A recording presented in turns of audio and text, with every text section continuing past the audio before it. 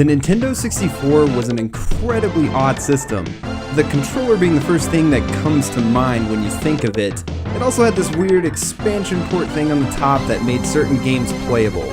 An interesting idea at the time, but ultimately just led to a lot of confusion for video store shoppers who were looking to rent certain titles. On the other hand, it was a great system for weekend video game rentals.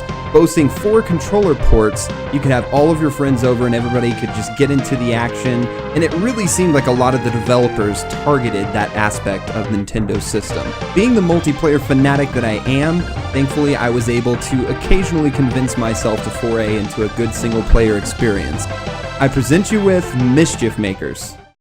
Developed by Treasure and published by Enix in 1997 on the Nintendo 64, this game is quite possibly one of the most unique experiences for its time.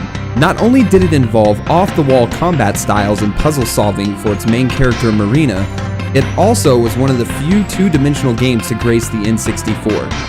Nintendo's aforementioned home console was notoriously difficult to develop for in 3D. Given that the N64 was designed for 3D, one can only imagine how much of a nightmare it must have been to get a predominantly two-dimensional game running as well as Mischief Makers managed to. Treasure incorporated pre-rendered 3D sprites for the vast majority of the game, and the results were quite spectacular. For anyone interested in a good explanation of pre-rendered visuals in video games, I have a link to a video in the description below. In Mischief Makers, you play as Marina, a female cyborg with the ability to dash, grab enemies, and throw them into walls or various other objects. The developers cleverly used this simplistic set of abilities to have the player navigate some moderately difficult puzzle and platforming sections, peppered with small amounts of inventive combat scenarios. The stages are relatively short, but that gave Treasure the time to really polish the mechanics and direction of each level, finding a distinct objective or feel for each individual section.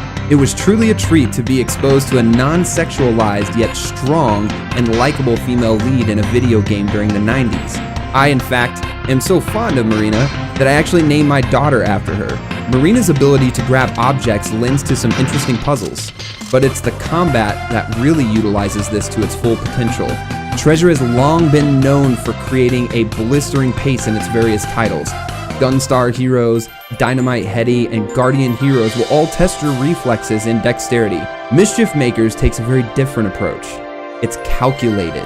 Boss fights are visually stunning, but don't let that distract you from the core. Each boss in the game has a completely unique way of being defeated.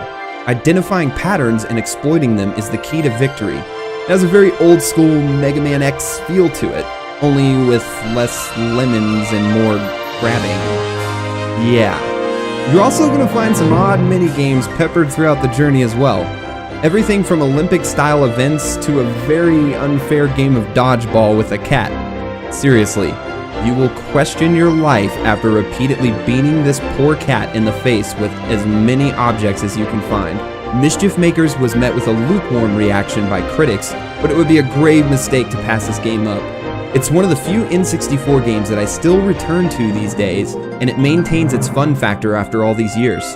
If you want to see more content like this, make sure to like this video and subscribe to my YouTube channel, and if you want notifications for when I upload new videos, just ring the bell. Thanks for watching.